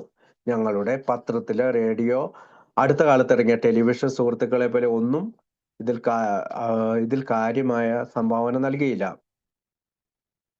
Meantime, to great public approval continued to sweeping. Nothing contributed to such this did our friends of the press, radio, and recent time televisions. അവർ വലിയ സംഭാവനകളൊന്നും അന്ന് ഈ കാലത്ത് നൽകിയില്ല. വളരെ കാലമായി headquarters office നിരവധി ക്ലിപ്പിംഗ് സേവനങ്ങൾ സബ്സ്ക്രൈബ് ചെയ്തിട്ടുണ്ട്, അല്ലെങ്കിൽ ചെറിയ ചെറിയ ക്ലിപ്പിങ്ങുകളായി ഇത് പുറപ്പെടുവിച്ചിട്ടുണ്ട്. മാഗസിൻ ലേഖനങ്ങളും ഞങ്ങളെക്കുറിച്ചുള്ള വാർത്തകളുടെ ഒടുങ്ങാത്ത പ്രളയവും ഹെഡ്ക്വാർട്ടേഴ്സിലേക്ക് തുടർന്നും ഒഴുകിയെത്തി. എഴുത്തുകാർ ഞങ്ങളോട് അവരുടെ കൈയെഴുത്ത് പ്രതികൾ പരിശോധിക്കാൻ ആവശ്യപ്പെട്ടു. റേഡിയോ, TV പ്രോഗ്രാമുകളിൽ അനോണിമിറ്റിയുടെ സഹായത്താൽ പ്രത്യക്ഷപ്പെടാൻ അംഗങ്ങളെ ഞങ്ങൾ സഹായിച്ചു. മോഷൻ ചിത്രങ്ങൾ ചെയ്യാൻ ഹോളിവുഡ് പോലും ആഗ്രഹിച്ചു. പബ്ലിക് റിലേഷൻസിനുള്ള ക്രമീകരണങ്ങൾ ഒരുക്കുന്നത് ന്യൂയോർക്ക് ഓഫീസിന്റെ പ്രാഥമിക ശ്രമമായി മാറി. ഇതെല്ലാം എത്ര ജീവനുകളാണ് രക്ഷിച്ചത്! ആയിരക്കണക്കിന് മദ്യപാനികൾക്കും അവരുടെ കുടുംബങ്ങൾക്കും എത്ര വർഷത്തെ ദുരിതമാണ് ഒഴിവാക്കി കൊടുത്തത്! അത് ദൈവത്തിന് മാത്രമേ അറിയൂ. About this time, a serious threat to our long-time welfare made its appearance, usually meaning well. Members began breaking their anonymity all over the place. Sometimes they wanted to use the AA name to advertise and help other cause. Others just wanted their names and pictures in the papers. Being photographed with the governor would really help AA. They thought I had earlier been quality of this too. But at last, we saw the appealing risk of AA if all our power drivers got loose at the public level. Already, scores of them were doing it. ഈ സമയത്ത് നമ്മുടെ ദീർഘകാല ക്ഷേമത്തിന് ഗുരുതരമായ ഭീഷണികൾ പ്രത്യക്ഷപ്പെട്ടു തുടങ്ങി. സാധാരണയായി ഇത് അർത്ഥമാക്കുന്നത് അംഗങ്ങൾ അവരുടെ അനോണിമിറ്റി എല്ലായിടത്തും തകർക്കാൻ തുടങ്ങിയെന്നാണ്. ചിലപ്പോൾ അവർ പരസ്യം ചെയ്യാനും മറ്റ് കാരണങ്ങൾ ഉള്ളതുകൊണ്ട് അത് എയെ സഹായിക്കാനും എന്ന പേരിൽ എയുടെ പേര് ഉപയോഗിക്കാനൊക്കെ അവർ ആഗ്രഹിച്ചു. മറ്റുള്ളവർക്ക് അവരുടെ പേരും ചിത്രങ്ങളും പേപ്പറുകളിൽ അച്ചടിച്ചു വരണമെന്ന് തോന്നിയെന്ന് മാത്രം. ഗവർണർക്കൊപ്പം ഫോട്ടോ എടുക്കുന്നത് എയെ ശരിക്കും സഹായിക്കുമെന്ന് അവർ കരുതി കാണും. ഇതിനു മുമ്പ് ഞാനും ആ കാര്യത്തിൽ കുറ്റക്കാരനായിരുന്നു.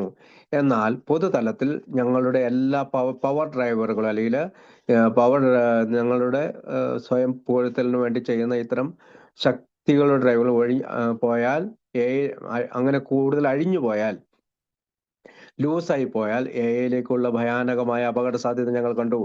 അവരിൽ നിരവധി പേർ ഇതിനകം അത് ചെയ്തുകൊണ്ടിരുന്നു. So headquarters go to work. അങ്ങനെ ആസ്ഥാനം പ്രവർത്തിക്കാൻ തുടങ്ങി. We wrote remonstrance kind ones of course to every breaker. Then about every 2 years we send letters to nearly all press and radio outlets explaining why AAs shouldn't break their anonymity before the public, nor we added did AA solicit money. We paid our own bills. അങ്ങനെ ആസ്ഥാനം പ്രവർത്തിക്കാൻ തുടങ്ങി. എല്ലാവരിലേക്കും അല്ലെങ്കിൽ anonymity തെറ്റിച്ചു എന്ന് കാണുന്ന അല്ലെങ്കിൽ അനോണിമിറ്റി ബ്രേക്കർമാരിലേക്ക് ഞങ്ങൾ പല റിമോട്ട് വളരെ ദയവായിട്ടുള്ള ലെറ്ററുകൾ എഴുതി. പിന്നീട് ഏകദേശം 2 വർഷം കൂടുമ്പോൾ പൊതുസമൂഹത്തിന് മുന്നിൽ എകൾ അവരുടെ അനോണിമിറ്റി തകർക്കാൻ പാടില്ലാത്തത് എന്തുകൊണ്ടെന്ന് വിശദീകരിച്ചുകൊണ്ട് ഞങ്ങൾ മിക്കവാറും എല്ലാ പത്രക്കാർക്കും റേഡിയോ ഔട്ട്ലെറ്റുകൾക്കും കത്തുകൾ അയച്ചു. പണം അഭ്യർത്ഥിച്ചിട്ടില്ലെന്ന് ഞങ്ങൾ കൂട്ടിച്ചേർക്കുകയും ചെയ്തു. ഞങ്ങൾ സ്വന്തമായാണ് ബില്ലുകൾ അടയ്ക്കുന്നത്. We are paying our bills. We paid our own bills. ഞങ്ങൾ ഞങ്ങളുടെ ബില്ലുകൾ അടയ്ക്കുന്നത് ഞങ്ങളുടെ സംഭാവനകളോടെയാണ്. In a few years, the public anonymity breakers were squeezed down to a handful. Thus, another valuable headquarters service had gone into action. ഏതാനും വർഷങ്ങൾക്കുള്ളിൽ പൊതുസമൂഹത്തിന് മുമ്പിൽ anonymity break ചെയ്യുന്ന ആളുകൾ ഒരു പിടിയിലേക്ക് ചുരുക്കി. അങ്ങനെ മറ്റൊരു മൂല്യവത്തായ ആസ്ഥാന സേവനം പ്രവർത്തനം ആരംഭിച്ചു. To maintain all this, our lightning service lifeline, the office had to go on expanding. In 1950, we moved to 141 East 4th Street, still close to Grand Central. Today, it has to do it now. Henry G as part-time manager and the 5 fine staff members, Helen Lip, Marian Eve, and Anne, have been seen and heard by thousands on speaking trips, often requested by large regional meetings on its service. Speaking trips, often requested by large regional meetings on its service staff. 12 non-alcoholics, sparked by Grace and Dennis, look after the office routines of bookkeeping, filling, and stenography. The enthusiastic receptionist Dolores presided over this outer office. There the visitor sees the walls covered with sectional maps showing the world's wide stretch of our fellowship. On a table stands a winged victory, symbol of the noted Lasker Award given to AA by the American Public Health Association in 1951. ഇത്തരത്തിലുള്ള ദൈർഘ്യമേറിയ സേവനങ്ങൾ ജീവിതത്തെ നിലനിർത്താൻ അല്ലെങ്കിൽ ജീവനെ നിലനിർത്താൻ നമ്മുടെ office വിപുലീകരിക്കേണ്ടതുണ്ട്. 1950 ഞങ്ങൾ 141 ഈസ്റ്റ് 4th സ്ട്രീറ്റിലേക്ക് ഞങ്ങളുടെ ഓഫീസ് മാറ്റി. ഇപ്പോഴും ഗ്രാൻഡ് സെൻട്രലിന് സമീപമാണ്. ഇപ്പോൾ ചെയ്യൂ എന്ന് ഹെൻറി ജിയും പാർട്ട് ടൈം മാനേജറായി നമ്മളോടൊപ്പം ചേർന്നുകൊണ്ട് പറഞ്ഞു. കൂടാതെ 5 മികച്ച സ്റ്റാഫ് അംഗങ്ങളായ Helen, lip, Marian, eve, an എന്നിവര് അവർ സംസാരിക്കുന്ന ധാരാളം യാത്രകൾ നടത്തി ആയിരക്കണക്കിന് ആളുകളുടെ മുമ്പിൽ സംസാരിക്കുകയും ആയിരക്കണക്കിന് ആളുകൾ അത് കാണുകയും ചെയ്തിട്ടുണ്ട്. ഇത് പലപ്പോഴും വലിയ പ്രാദേശിക മീറ്റിങ്ങുകളിൽ അവരെ കൊണ്ടുവരാനോ അല്ലെങ്കിൽ സംസാരിക്കാനായിട്ട് അവരോട് ആവശ്യപ്പെട്ടിട്ടുണ്ട്. അതിന്റെ സർവീസ് സ്റ്റാഫിൽ ഗ്രേസും ഡെന്നീസും ചേർന്ന് 12 മദ്യപാനികൾ ചേർന്ന ഒരു ഗ്രൂപ്പാണ് ഓഫീസിലുണ്ടായിരുന്നത്. അവരെന്തൊക്കെയാണ് ചെയ്തത്? ഒരു ബുക്ക് കീപ്പിംഗ്, ഫയലിംഗ്, സ്റ്റെനോഗ്രഫി എന്നിവയിൽ ഓഫീസ് ദിനചര്യകളാണ് നോക്കിക്കൊണ്ടിരുന്നത്. ഉത്സാഹിയായ റിസപ്ഷനിസ്റ്റ് ഡോളറസ് പുറം ഓഫീസിൽ നമ്മളെ പ്രതിനിധീകരിക്കുന്നു. അവിടെ സന്ദർശകർ നമ്മുടെ കൂട്ടായ്മയുടെ ലോകമെമ്പാടുമുള്ള വ്യാപനം കാണിക്കുന്ന ഭൂപടങ്ങളിൽ പൊതിഞ്ഞ ചുവരുകൾ കാണുന്നു. അവിടെ എല്ലാം വാളുകളിൽ ഇത്തരം ലോകത്ത് എവിടെയെല്ലാം എ ഉണ്ടോ അതിന്റെ ഭൂപടങ്ങൾ കാണുന്നു. 1951 അമേരിക്കൻ പബ്ലിക് ഹെൽത്ത് അസോസിയേഷൻ എക്ക് നൽകിയ പ്രശസ്തമായ ലാസ്കർ അവാർഡിന്റെ പ്രതീകമായ ചിറകുള്ള വിജയം ആ ഒരു മേശപ്പുറത്ത് ഇപ്പോഴും നിലനിൽക്കുന്നു. The editorial offices of the Grapevine are on the same floor. ഗ്രേപ്പ്വൈനിന്റെ എഡിറ്റോറിയൽ ഓഫീസും ഒരേ നിലയിലാണ്. Here, volunteers editors headed by Don G. meet with a full-time managing editor, Louis, and her assistant Sarah to hit the monthly deadline. Further downtown, where rents are cheaper, there is a large floor space where Kitty and her staff look after Grapevine 30,000 subscribers and their needs, as well as their complaints. അപ്പോൾ ഗ്രേപ്പ്വൈനിന്റെ editorial ഓഫീസും ഇതേ നിലയിലാണ്. ഇവിടെ Don ജിയുടെ നേതൃത്വത്തിലുള്ള വോളണ്ടിയർമാർ, എഡിറ്റർമാർ പ്രതിമാസ സമയപരിധി പൂർത്തിയാക്കാൻ ഒരു മുഴുവൻ സമയ മാനേജിംഗ് എഡിറ്ററായ ലൂയിസിനെയും അവളുടെ അസിസ്റ്റന്റ് സാറായെയും കണ്ടുമുട്ടുന്നു. ഡൗൺ ടൗണിൽ വാടക വളരെ കുറവായ ഒരു സ്ഥലത്ത് കിറ്റിയും അവളുടെ ജോലിക്കാരും ഗ്രേപ്പ്വൈനിന്റെ 30,000 വരുന്ന വാരിക്കാരെയും അവരുടെ ആവശ്യങ്ങളും അവരുടെ പരാതികളും നോക്കുന്ന ഒരു വലിയ ഫ്ലോറിലുണ്ട്. 3 blocks away from the main office, we have a good sized loft space where all our shipping and mailing is done. 6 busy young leads saw nothing but this. Last year, they shipped about 40,000 books, hundreds of thousands of pamphlets, many of these newly designed and brought out. They mailed about 30,000 letters and bulletins and did huge quantities of memographing. Like our 3 other offices, these places have the best of modern equipment and needs it. പ്രധാന ഓഫീസിൽ നിന്ന് 3 ബ്ലോക്കുകൾക്കകലെ ഞങ്ങളുടെ എല്ലാ ഷിപ്പിങ്ങും മെയിലിങ്ങും ചെയ്യുന്ന നല്ല വലിപ്പത്തിലുള്ളൊരു ഹാളുണ്ട്. തിരക്കുള്ള 6 ചെറുപ്പക്കാർ അവരത് ഈ കാര്യങ്ങളാണ് ചെയ്യുന്നത്, അല്ലാതെ മറ്റൊന്നും അവർക്ക് ചെയ്യാനില്ല. കഴിഞ്ഞ വർഷം അവർ ഏകദേശം 40,000 പുസ്തകങ്ങളും ലക്ഷക്കണക്കിന് ലഘുലേഖകളും ഇവയിൽ പലതും പുതിയതായി രൂപകൽപ്പന ചെയ്ത് കൊണ്ടുവന്നതാണ്. അവർ ഏകദേശം 30,000 കത്തുകളും ബുള്ളറ്റിനുകളും തപാലിൽ അയച്ചു കഴിഞ്ഞു. കൂടാതെ വലിയ അളവിൽ മിമിയോഗ്രാഫിംഗ് നടത്തി. ഞങ്ങളുടെ മറ്റ് 3 ഓഫീസുകൾ പോലെ ഇവിടെ മികച്ച ആധുനിക ഉപകരണങ്ങളുണ്ട്. അത് ആവശ്യമാണ്.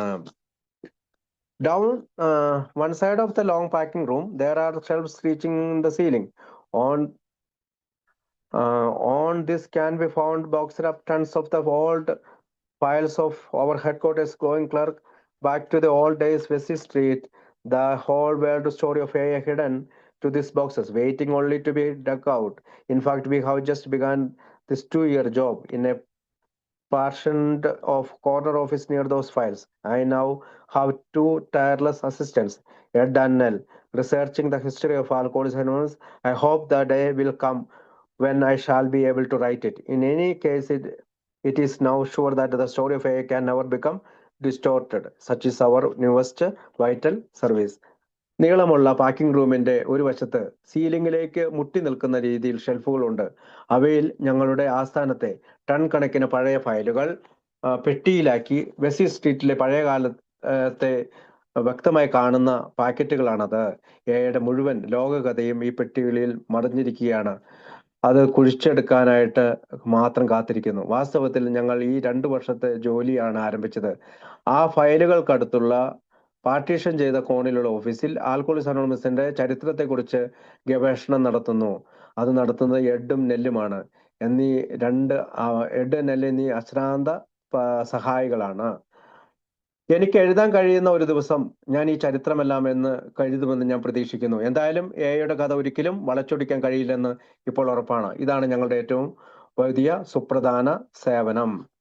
Money wise, our present array of service may look like a big business to some, but when we think of the size and reach of AI today, that isn't true at all. In 1940, for example, we had 1 paid worker for every 1,000 AAs. In 1947, 1 paid worker to every 3,000 AAs. Today, 1 paid worker serves 6,000 AAs. It therefore seems sure that we shall never be burdened with a current and expensive service setup. പണത്തിന്റെ കാര്യം നോക്കാം.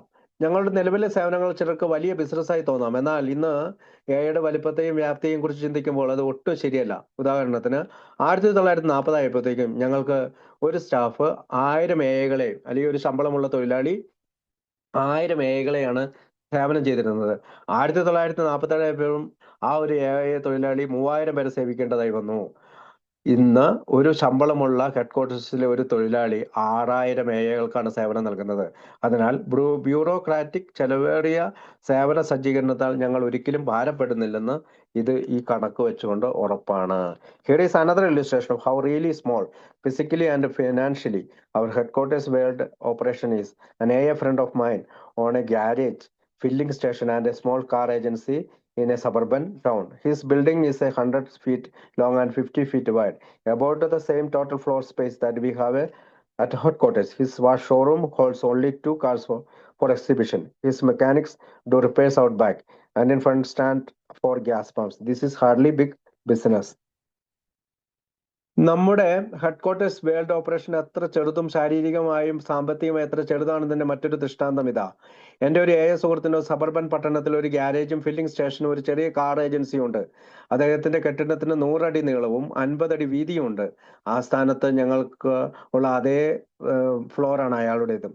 അദ്ദേഹത്തിന്റെ ഷോറൂമിൽ പ്രദർശനത്തിനായി 2 കാറുകൾ മാത്രമേ ഉള്ളൂ.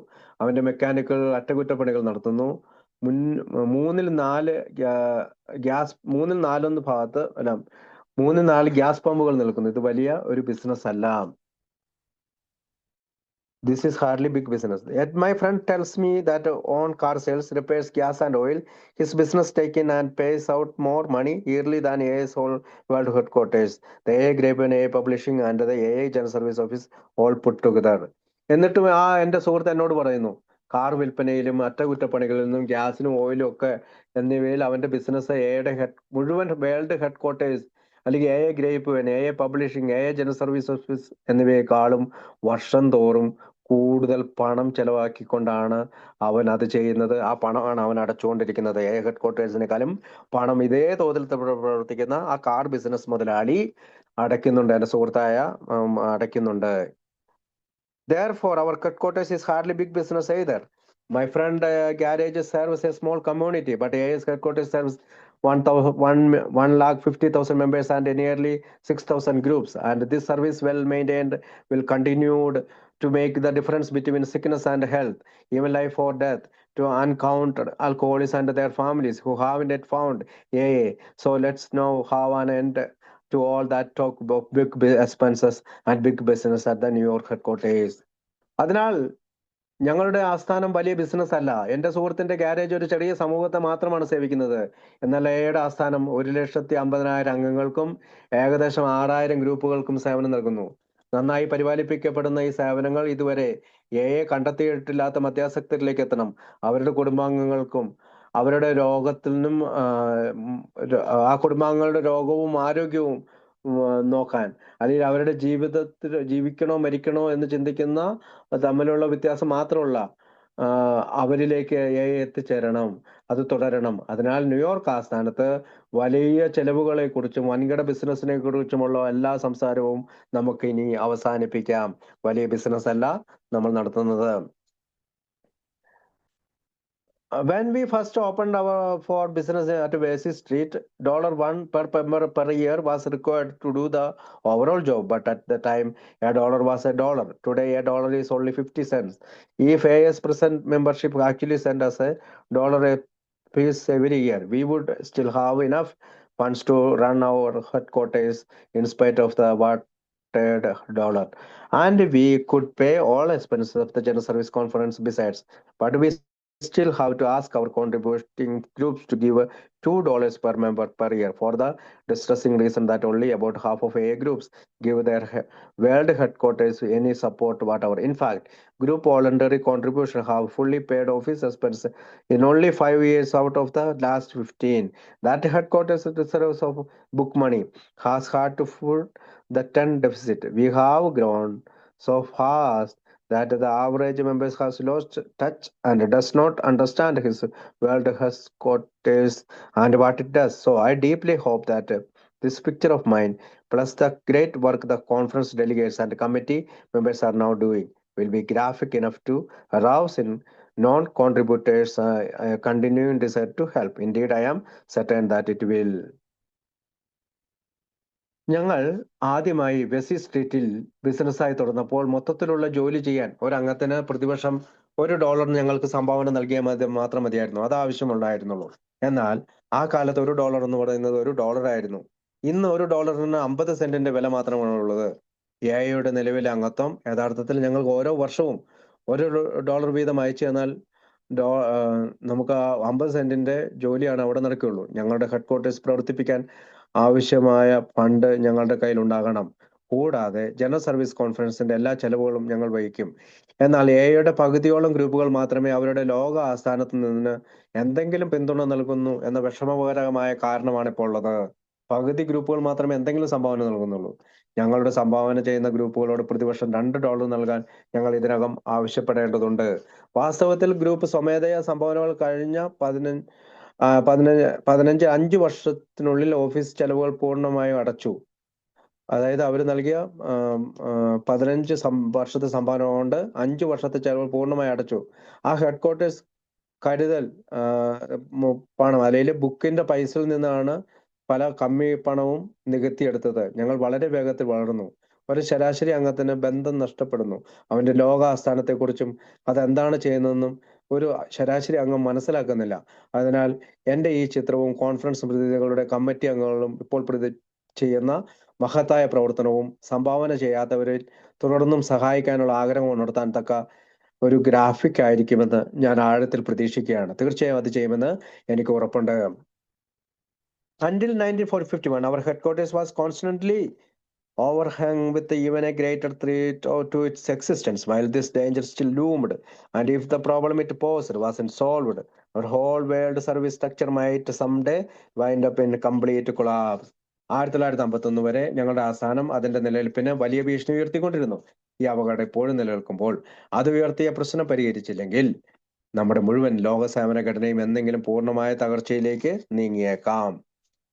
The danger was this. അപകടം ഇതാണ്. During our infancy and adolescence, the board of trustees, all friends of Dr. Bob's and mine, had been entirely responsible for the conduct of AS service which had accounted for at least half the size of alcoholism and for much of its unity. As early as 1945, some of us felt that our virtually unknown board of trustees had to be securely linked to AA. None but a trifling fraction of our membership even knew who their trustees were. The main linkage of headquarters to the movement was through Dr. Bob and me, and we were perishable. The board of trustees had become an isolated island in the middle of a fellowship sprawled through 52 countries. Hence, we began to debate the distributability of some sort of an advisory board of AS.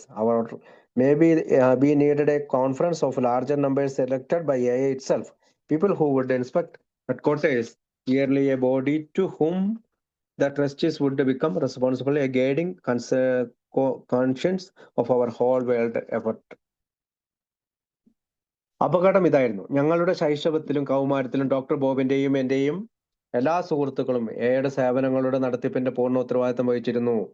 Alcoholics അനോണിമസിന്റെ പകുതിയോളം വലിപ്പമുള്ള സേവനങ്ങളും അതിന്റെ ഐക്യത്തിന്റെ ഭൂരിഭാഗവും ഞങ്ങളാണ് ചെയ്തത്.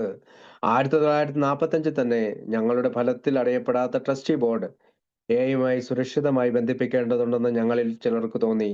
ഞങ്ങളുടെ അംഗത്വത്തിന്റെ തുച്ഛമായ ഒരു വിവാഹത്തിനല്ലാതെ മറ്റാർക്കും അവരുടെ ട്രസ്റ്റുകൾ ആരാണെന്ന് പോലും അറിയില്ല. പ്രസ്ഥാനവുമായി ഹെഡ്ക്വാർട്ടേഴ്സിന്റെ പ്രധാന ബന്ധം ഡോക്ടർ ബോബും ഞാനും വഴിയായിരുന്നു. ഞങ്ങൾ നശിച്ചു പോകുന്നവരാണ്, അല്ലെങ്കിൽ നശിക്കുന്നവരാണ്. 52 രാജ്യങ്ങളിൽ വ്യാപിച്ചു കിടക്കുന്ന കൂട്ടായ്മയുടെ നടുവിൽ ട്രസ്റ്റി ബോർഡ് ഒരു ഒറ്റപ്പെട്ട ദ്വീപായി മാറി നിൽക്കുകയാണ്. അതിനാൽ എഐകളുടെ ഏതെങ്കിലും തരത്തിലുള്ള ഒരു ഉപദേശക സമിതിയുടെ അഭികാമ്യതയെക്കുറിച്ച് ഞങ്ങൾ ചർച്ച ചെയ്യാൻ തുടങ്ങി. അല്ലെങ്കിൽ എ തന്നെ തിരഞ്ഞെടുക്കുന്ന വലിയ സംഖ്യകളുള്ള ഒരു സമ്മേളനം, അല്ലെങ്കിൽ എ പ്രതിനിധീകരിക്കുന്ന സമ്മേളനം ഞങ്ങൾക്ക് ആവശ്യമായി വന്നേക്കാം. ആ സ്ഥാനം വർഷം തോറും പരിശോധിക്കുന്ന ചില ആളുകൾ വേണം. ട്രസ്റ്റികൾക്ക് ഉത്തരവാദികളാകാൻ കഴിയുന്ന ഒരു ബോഡി, നമ്മുടെ മുഴുവൻ ലോക പ്രയത്നത്തിന്റെയും വഴികാട്ടിയായ ഒരു മനസാക്ഷി വേണം. But the objections to this were persistent and nothing happened for several years, which venture, it was said, would be expensive and worse still it might plunge AI into disruptive political activity when conference delegates were elected. These objections had considerable merit. Therefore, the whole project hung fire until about 1948. But by this time, group contributions never supported the growing AI office. The Grapevine was losing $1,000 a month, and voluntary contributions for office expense were in the frightening arrears of $2,000 a month. എന്നാൽ ഇതിനെതിരെ എതിർപ്പുകൾ നിലനിൽക്കുന്നിടത്തോളം വർഷങ്ങളോളം ഒന്നും നടന്നില്ല. ധാരാളം എതിർപ്പുകൾ നിലനിന്നു. അത്തരമൊരു സംരംഭം ചെലവേറിയതായിരിക്കുമെന്ന് പറയപ്പെടുന്നു. അതിലും മോശം, കോൺഫറൻസ് പ്രതിനിധികൾ തെരഞ്ഞെടുക്കപ്പെടുമ്പോൾ അത് വിനാശകരമായ രാഷ്ട്രീയ പ്രവർത്തനത്തിലേക്ക് വീഴ്ത്തിയേക്കാമെന്നാണ് ചിലർ പറഞ്ഞത്. ഈ എതിർപ്പുകൾക്ക് ഗണ്യമായ ചില യോഗ്യതകളൊക്കെ ഉണ്ടായിരുന്നു. അതിനാൽ ഏകദേശം 1948 വരെ ഈ പദ്ധതി മുഴുവനും നമ്മളുടെ ഇടയിൽ തീ പിടിച്ചുകൊണ്ടേയിരുന്നു. എന്നാൽ ഈ സമയത്ത് ഗ്രൂപ്പ് സംഭാവനകൾ വളർന്നുകൊണ്ടിരുന്ന ഓഫീസിനെ പിന്തുണച്ചിരുന്നില്ല.